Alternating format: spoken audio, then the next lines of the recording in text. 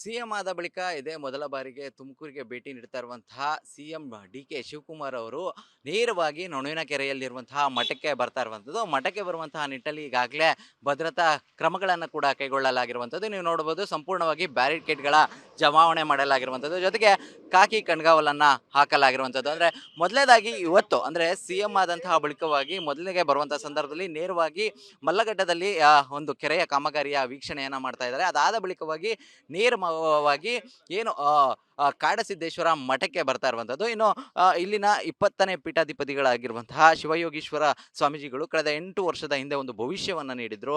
ಮುಂದಿನ ದಿನಗಳಲ್ಲಿ ಡಿ.ಕೆ.ಶಿ ಸಿಎಂ ಆಗ್ತಾರೆ ಅನ್ನುವಂಥ ಒಂದು ಮಾತನ್ನ ಕೂಡ ಹೇಳಿದ್ರು.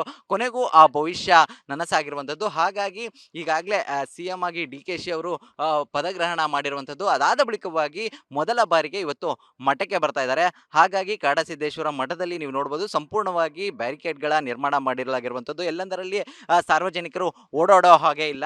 ಇನ್ನು ಪ್ರಮುಖವಾಗಿ ಕಾನ್ವೆ ಅಂದ್ರೆ ಬರುವಂತಹ ವೆಹಿಕಲ್ ಇದೇ ಮಾರ್ಗದಲ್ಲಿ ಒಳಗೆ ತೆರಳುವಂಥದ್ದು. ಹಾಗಾಗಿ ನೋಡಬಹುದು, ಸಂಪೂರ್ಣವಾಗಿ ಬ್ಯಾರಿಕೇಡ್ಗಳನ್ನ ಹಾಕಲಾಗಿರುವಂಥದ್ದು. ಅಂದ್ರೆ ಬ್ಯಾರಿಕೇಡ್ನ ಒಳಭಾಗದಲ್ಲಿ ಬರುವಂತಹ ಸಾರ್ವಜನಿಕರು ನಿಂತ್ಕೊಳ್ಬಹುದಾಗಿದೆ. ಆದ್ರೆ ಏನು ಈ ಮಾರ್ಗವಾಗಿ ಹೋಗುವಂತಹ ಜನರೇನಿದ್ದಾರೆ, ಇಲ್ಲಿ ಯಾರಿಗೂ ಕೂಡ ಇಲ್ಲಿ ಇರಲ್ಲ. ಕೇವಲ VIP ಗಳಿಗೆ ಮಾತ್ರ ಇಲ್ಲಿ ಎಂಟ್ರೆನ್ಸ್ ಅನ್ನ ಇರುವಂಥದ್ದು. ಆದ್ರೆ VIP ಗಳು ಬಂದರೂ ಕೂಡ ಮೆಟಲ್ ಡಿಟೆಕ್ಟರ್ ಏನಿದೆ ಅದರ ಮುಖಾಂತರವಾಗಿ ಅವರು ಪರಿಶೀಲನೆಯನ್ನ ತಪಾಸಣೆಯನ್ನ ಮಾಡಿಸ್ಕೊಂಡೇ ಒಳಗೆ ಬರಬೇಕಾಗುತ್ತೆ.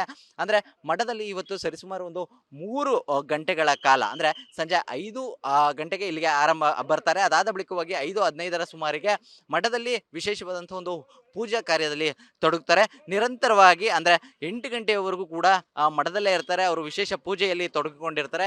ಇನ್ನು ಅದಾದ ಬಳಿಕವಾಗಿ ಅವರು ಇಲ್ಲಿಂದ ಹೊರಡುವಂಥದ್ದು. ಹಾಗಾಗಿ ಈಗಾಗಲೇ ಬೇಕಾಗಿರುವಂತಹ ಒಂದು ಭದ್ರತಾ ಕ್ರಮ ಏನಿದೆ, ತುಮಕೂರು SP ಆದಂತಹ ಅಶೋಕ್ ಅವರ ನೇತೃತ್ವದಲ್ಲಿ ಸಂಪೂರ್ಣವಾಗಿ ಕಣ್ಗಾವಲನ್ನ ಮಾಡಲಾಗಿರುವಂಥದ್ದು.